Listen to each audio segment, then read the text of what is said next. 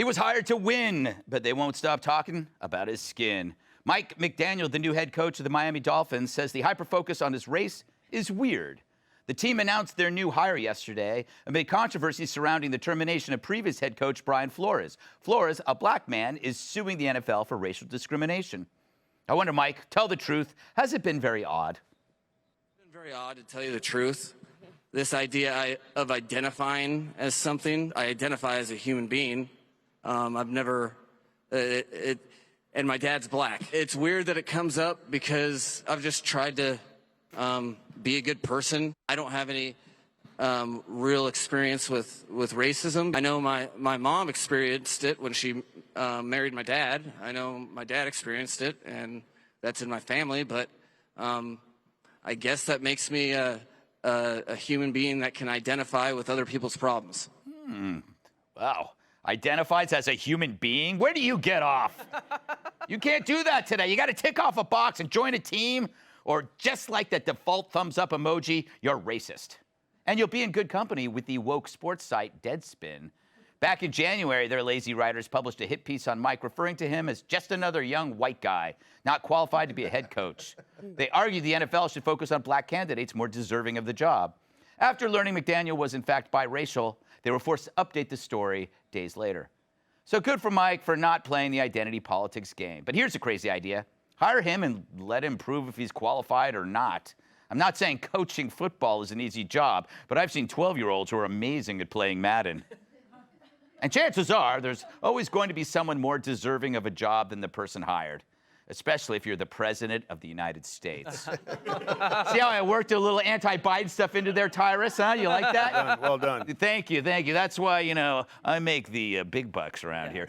I go to you first only because, you played football. Yeah, that's what went for me, and I appreciate that. Listen, I get it. The brother's confusing. To some people, I'm confusing. Light skin's a little uncomfortable for some people, and I feel for the brother because he is about as light skinned as you get. Yes. If he said he wasn't, you weren't probably going to argue with him. Right. But that's not even the point. He just got the job, and he's trying to say, dude, I just got hired. Yeah. Can you ask me about the Yes. black stuff in like a month? Like, I just got here. Like, can you ask me, how does it feel to get my first giant opportunity like this, or what my plan is? That's what he planned on for, and he tried to do the best thing he could, and it actually probably hurt him more than, but I mean, look at his little frail hands. He's a little, he's the last guy that I thought would be a head coach, to be honest. I can't wait to see how big that headset's on him. But I will support the brother, but, he comes from a good family. Yes. And he comes from an affluent family, and so he didn't go through a lot of the things. And there's a lot of brothers and sisters who come from good homes who don't always go through this stuff. So when they finally gets dropped in the lap, they're appalled. Yeah. Just like there's a lot of white people who grow up dirt poor and were treated just as bad. And so it's not always about the color of your skin. It's where you grew up and what your environment was. And that goes against the woke thing. And they want to discredit him because he's smart and he doesn't have a beanie on and he didn't say, what I'm saying, what word, because he didn't grow up. The sound of your voice is from your neighborhood, has nothing to do with your skin tone. That's a great point. Is it cultural or racial, right? Because those two things get conflated, right? Yeah. And when it talks about the lack of representation, I think it's more about bringing up the cultural side than it is the racial side. I really do. And when you see a lot of these, this guy's being attacked, really? I mean, because he doesn't present himself a certain way.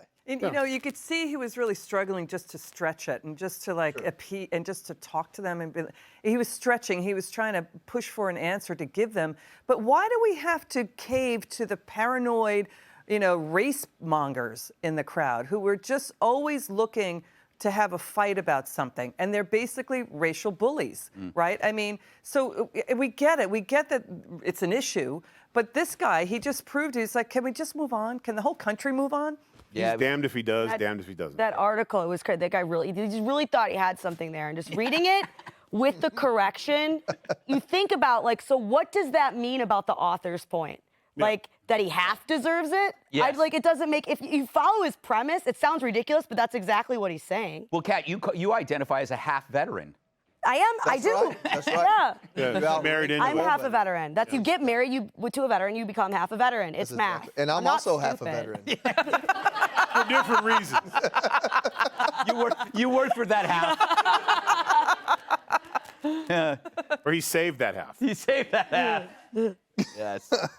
Oh my God. So funny. Isn't it funny when the media doesn't like you, they take your blackness away? Because they'd never take Barack Obama's away. No. Or mine. Yeah. But because he didn't fit what they needed with their argument, they took it away from him. Yeah, that's a great point. It's a Canceling great point. him.